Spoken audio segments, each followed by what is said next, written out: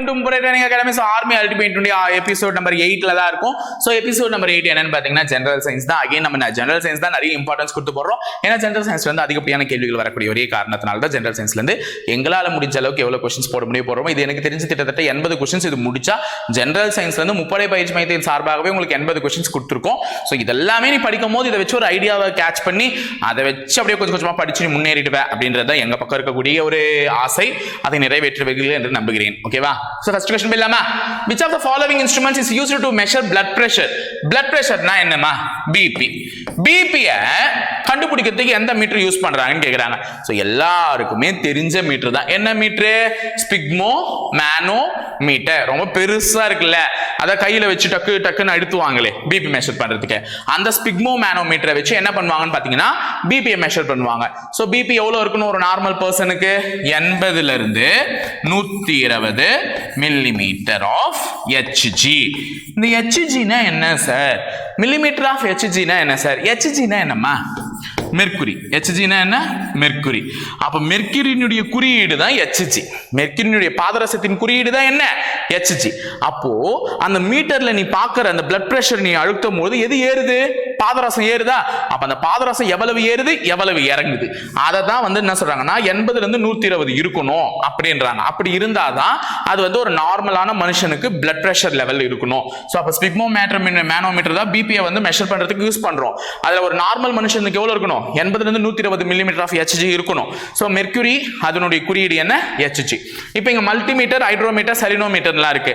Hydrometer எதுக்கு use பண்றது? நான் லாஸ்ட் சயின்ஸ் கிளாஸ்ல சொல்லும்போது ஹைக்ரோமீட்டர்னு ஒன்னு சொன்னேன். ஹைக்ரோ இந்த இடத்துல டி வராம என்ன வந்துச்சுன்னா HY ஹைக்ரோ மீட்டர்னு சொன்னேன். இந்த ஹைக்ரோமீட்டர் எதுக்கு யூஸ் பண்றாங்கன்னு பாத்தீங்கன்னா அட்மாஸ்பியர்ல உள்ள வாட்டர் வேப்பர், அதாவது வளிமண்டலத்திலுடைய வாட்டர் ஈரப்பதத்தை மெஷர் பண்றதுக்கு வந்து ஹைக்ரோமீட்டர்னு சொன்னேன், இம்யூனிட்டி பவர். ஆனா ஹைட்ரோமீட்டர் வந்து பாத்தீங்கன்னா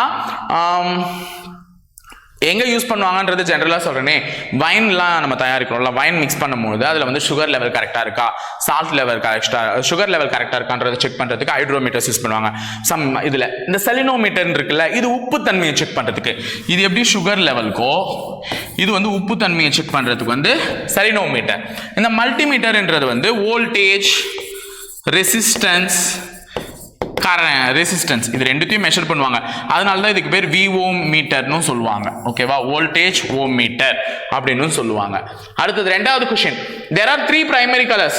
பிரைமரி கலர்ஸ் அதாவது முதன்மையான நிறங்கள் என்பது 3 தான். இதை வைத்து தான் அதிகப்படியாக அடுத்தடுத்த நிறங்கள் உருவாச்சு. அதாவது இதெல்லாம் கலந்து கலந்து கலந்து கலந்தாதான் மற்ற நிறங்களே உருவாச்சு. அப்போ முதன்மையான நிறங்கள் எதுன்னு பார்த்தீங்கன்னா blue, green and red. Yellow வந்தாலே அது ஆப்ஷன்ல இல்லை. அப்போ எல்லோ வந்தாலே அது இல்லை. ஸோ ப்ளூ, கிரீன், ரெட் இவங்க தான் யாருன்னு பார்த்தீங்கன்னா பிரைமரி கலர்ஸ். டிவிலையும் இல்லை, பழைய டிவில எல்லாம் பார்த்தீங்கன்னா அந்த ஓரமாக ஒரு இடத்துல ஒட்டியே வச்சிருப்பாங்க 3 கலர்ஸ், அதுதான் பிரைமரி கலர்ஸ் அப்படின்னு சொல்லிட்டு. அடுத்தது galvanized as a coating of, galvanized iron as a coating of. galvanized iron வந்து என்ன கோட்டிங் இருக்குன்னு சொல்றாங்க. அப்ப galvanized ironனால இரும்பு துருப்பிடிக்காம இருக்கிறதுக்கு பண்றதுக்கு முலாம் பூசறதுக்கு பேர் தான் வந்து galvanization. அப்ப முலாம் பூசுங்க, ஈயம் பூசுங்கன்னு சொல்லுவாங்கல்ல, அந்த மாதிரி ஒரு பாத்திரத்துக்குலாம் ஈயம் பூசுறது எதுக்கு? அது வந்து சீக்கிரமா கெட்டு போகாம பாத்திரம் சீக்கிரமா துருப்பிடிக்காம இருக்கணும்ட்டு. அந்த மாதிரி இரும்பு சீக்கிரமா துருப்பிடிக்காம இருக்கணும்னு சொல்லிட்டு பூசப்படுற galvanization பண்ணப்படுறது தான். அது எதன் மூலமா பண்ணுவாங்கன்னு பாத்தீங்கன்னா ஜிங்க், துத்தநாகம். துத்தநாகம் தானே கரெக்ட். துத்தநாகத்தின் மூலமா பண்ணுவாங்க. ஒண்ணுமே பண்ண மாட்டாங்க, நல்லா கொதிக்கிற துத்தநாகத்துல திரும்பி இரும்பு அப்படியே முக்கி எடுப்பாங்க. அப்படி முக்கி எடுக்கிறது மூலமா வந்து இரும்பு மேல அது ஒரு கோட்டிங் ஆயிடும். அந்த கோட்டிங்கை தாண்டி தானே அதுக்கப்புறமா நீரும் ஆக்சிஜனும் வினை புரிந்து இரும்பு போய் டச் பண்ணாதான் இரும்பு துருப்பிடிக்கவே ஆரம்பிக்கும். ஸோ அப்ப ஜிங்க் கோட்டிங் வச்சிருப்பாங்க. ஸோ இன்னொரு மெட்டலையும் பயன்படுத்துவாங்க. அது என்னன்னு பாத்தீங்கன்னா குரோமியம். மின்முலாம் பூசுதல் சொல்லுவாங்க, எலக்ட்ரோ பிளேட்டிங். அந்த எலக்ட்ரோ பிளேட்டிங் முறையில குரோமியம் யூஸ் பண்ணுவாங்க. ஆனா குரோமியம் வந்து கொஞ்சம் காசு அதிகமாகிற ஒரு காரணத்தினால பெரும்பாலும் அதிகம் பயன்படுத்தப்படுவது எது? ஜிங்க் தான். ஸோ 4வது क्वेश्चन.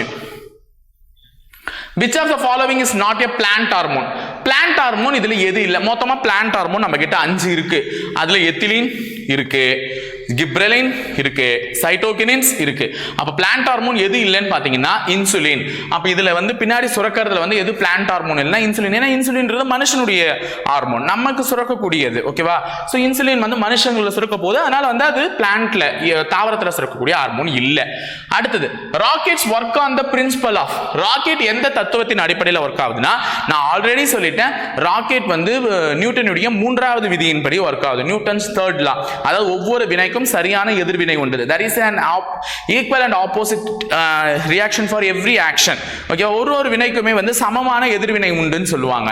ஸோ அந்த மாதிரி நியூட்டன்ஸ் தேர்ட் லாவை பேஸ் பண்ணி இயங்கக்கூடிய இந்த ராக்கெட் வந்து கன்சர்வேஷன் ஆஃப் மொமெண்டம் இந்த பிரின்சிபல் அடிப்படையில் தான் என்ன ஆகுதுன்னு பார்த்தீங்கன்னா இயங்குது. Conservation of momentum. அடுத்தது, which of the following gas is not a part of atmosphere? வளிமண்டலத்துல இல்லாத கேஸ் எதுன்னு கேக்குறாங்க. ஆக்சிஜன் வளிமண்டலத்துல இருக்கானா? ஆமா இருக்கு. நாம சுவாசிக்கிறதுக்கே ஆக்சிஜன் தான் தேவைப்படுது. அப்ப காற்றுல ஆக்சிஜன் இருக்கானா? இருக்கு. நைட்ரஜன் இருக்கானா? இருக்கு. ஏன்னா இவர் தான் 78%, இவர் தான் 21% இருக்காங்க. சோ இது வந்து இல்ல ஹீலியம் இருக்கானா? ஆமா இவரு கொஞ்சோண்டு இருக்காரு. கார்பன் டை ஆக்சைடை விட இன்னும் கொஞ்சம் கம்மியா தான் இருக்காரு. ஆனா அவரும் இருக்காரு. ஆனா யார் இல்லைன்னா குளோரின் இல்லை. ஏன்னா குளோரின்றது ஒரு வகையான கெமிக்கல் பவுடர். அது வந்து காற்றில் இருக்கக்கூடிய ஒரு வாயுல இருக்கக்கூடிய ஒரு பிரசன்ட் ஆஃப் கேஸ் கிடையாது. ஓகேவா, குளோரின் இல்ல.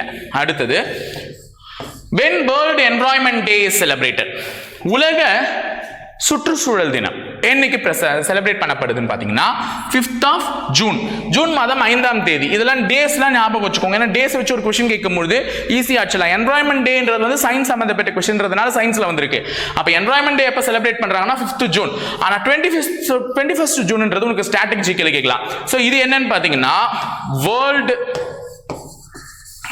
யோகா டே, யோகா தினம் அப்படின்னு சொல்றாங்க. யோகா டே வந்து என்னைக்குன்னு பாத்தீங்கன்னா 21st of June. தெரிஞ்சு வச்சுக்கோங்க.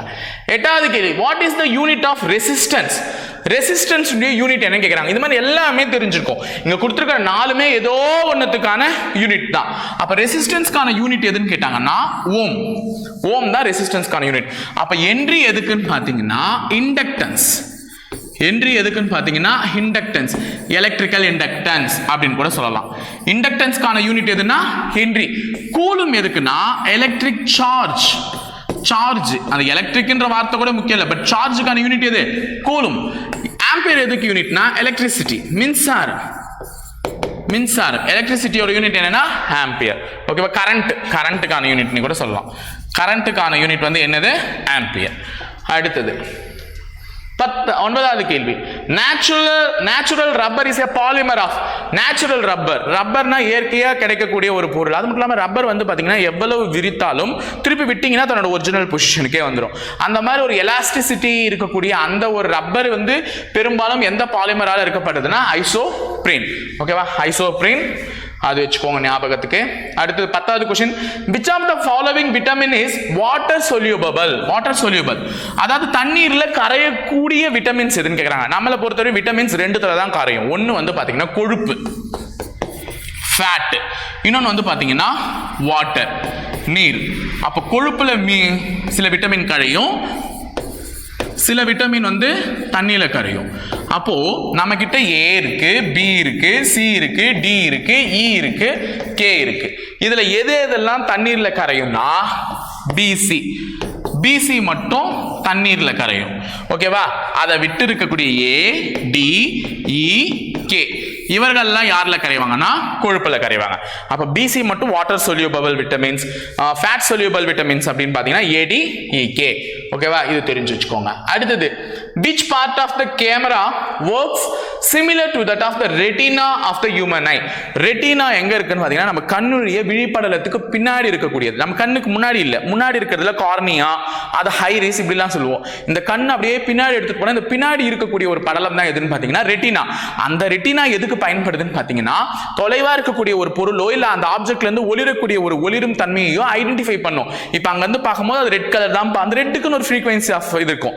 அது தெரிஞ்சவோ அது ரெட் கலர், அது ஒயிட் கலர், அது அவன் வரான் அப்படின்னு சொல்லிட்டு அந்த ஒரு ஒளிரக்கூடிய அந்த வந்து உணர்வதற்காக தான் ரெட்டினா பயன்படுத்துது. அதே மாதிரி ரெட்டினா மாதிரியே கண்ணில் இருக்கக்கூடிய ரெட்டினா மாதிரியே கேமரால எந்த பார்ட் இருக்குன்னு கேட்குறாங்க. கேமரால ஃபிலிம் இருக்கு. ஃபிலிம் தான் வந்து ரெட்டினா செய்ய வேண்டிய வேலையை கேமராவில் செய்யுது. ஓகேவா, அடுத்தது, what is the normal blood pressure of the human? First क्वेश्चनலயே இப்பதான் சொன்னேன். Blood pressure of the human அப்படின்னா என்ன இருக்கணும்? 80 ல இருந்து 120 மில்லிமீட்டர் ஆஃப் HG இருக்கணும். HG னா என்னன்னு சொல்லிட்டு பாதரசம்னு சொல்லிட்டேன். ஓகேவா, ஈஸியான டைரக்ட் क्वेश्चन. 13வது question, which of the following is a good conductor of heat? ஹீட்டை எது கடத்தும்னு கேக்குறாங்க. ஹீட்டை எதுடா கடத்தும் அப்படின்னு பாத்தீங்கன்னா ஹீட்னா எடுத்துக்கோ, இந்த இடத்துல கரண்ட்னா எடுத்துக்கோ. ஏன்னா கரண்ட் வந்தா கூட ஹீட் வரும்ல. சோ அப்ப சில்வர் தான். Silver is a good conductor of heat and current. ஏன்னா இதுல எல்லாம் கரண்ட் போகாது, அதனால ஹீட் வரதுக்கு வாய்ப்பே இல்லை. அடுத்தது, which of the following is a vector quantity? So vector quantity இதுல எதுன்னு கேக்குறாங்க? velocity. Velocity is the vector quantity. Scalar and vector படிச்சு வச்சுக்கோங்கம்மா. அது ரொம்ப ரொம்ப முக்கியம். ஸ்கேலாரும் வெக்டாரும் ரொம்ப ரொம்ப முக்கியம், படிச்சு வச்சுக்கோங்க. ஏன்னா அதுவே ஒரு क्वेश्चनா வச்சிருவாங்க. அடுத்து which is the metal in liquid form? அதாவது நீர்ம நிலையில் உள்ள உலோகம் எதுன்னு கேக்குறாங்க. லிக்விட் ஃபார்ம்ல இருக்கக்கூடிய மெட்டல் எது அப்படின்னு கேக்குறாங்க. ஏன்னா மெட்டல்னாலே கடினமா சாலிடா தான் இருக்கும். தண்ணி மாதிரி இருக்கக்கூடிய ஒரே லிக்விட் எதுனா ஒரே ஒரு லிக்விட், அந்த ஒரு லிக்விட் மட்டும் தான் தண்ணி மாதிரி இருக்கும். அது எதுன்னு பாத்தீங்கன்னா HG. இங்க பாருங்க டைரக்டா நேம் கொடுக்காம HGன்னு கொடுத்துருக்காங்க. HGனா என்னமா? மெர்க்யூரி, பாதரசம். அப்ப பாதரசம்னா லிக்விட் ஃபார்ம்ல இருக்கக்கூடிய ஒரே ஒரே உலோக வகையை சார்ந்தது. ஓகேவா? அடுத்தது 16வது கேள்வி. Rabies is caused due to. ராபிஸ்ன்றது ஒரு நோய். ஓகேவா? வெறி நாய் கடிச்சா வர நோய். அப்ப ராபிஸ்ன்றது எதன் மூலமா வரும் பாத்தீங்கன்னா, டாக் நம்மள பைட் பண்றது மூலமா தான். மனுஷன் கடிக்கிறது மூலமாவோ, பாம்பு கடிக்கிறது மூலமாவோ, எலி கடிக்கிறது மூலமாவோ வராது.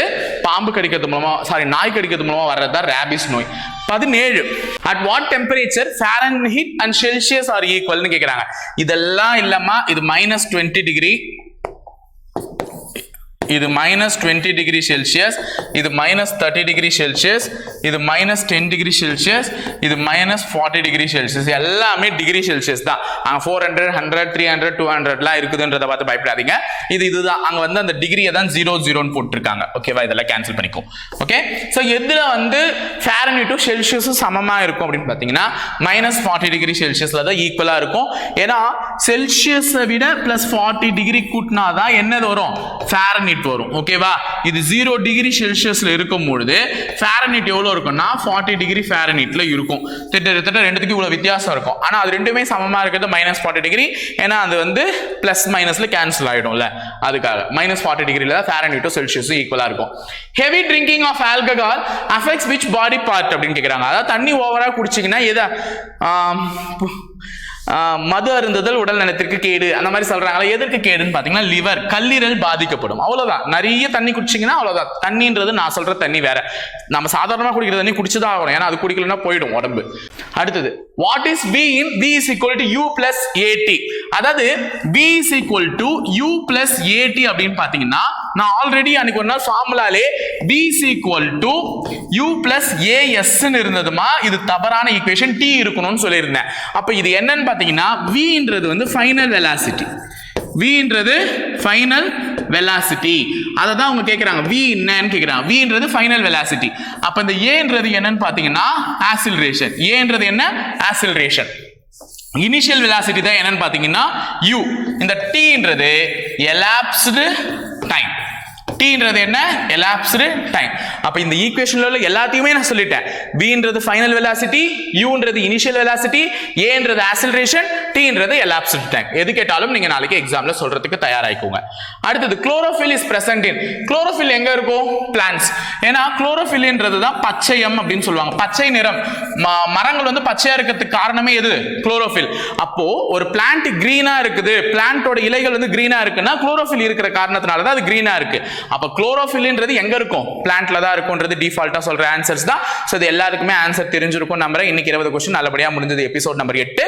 சோ இதுக்கு அப்புறமும் தொடர்ந்து ஃபாலோ பண்ணிட்டே இருங்க. முப்படை பயிற்சி மையத்தை சப்ஸ்கிரைப் பண்ணி வச்சுக்கோங்க, லைக் பண்ணி வச்சுக்கோங்க, உங்க ஃப்ரெண்ட்ஸ்க்கும் ஷேர் பண்ணுங்க, படிக்க வைக்க வேண்டியதுக்கு. ஓகே, இணைந்திருங்கள் ராணுவ வீரர்களை. தொடர்ந்து பயணிப்போம் முப்படை பயிற்சி மையத்துல. நன்றி, வணக்கம்.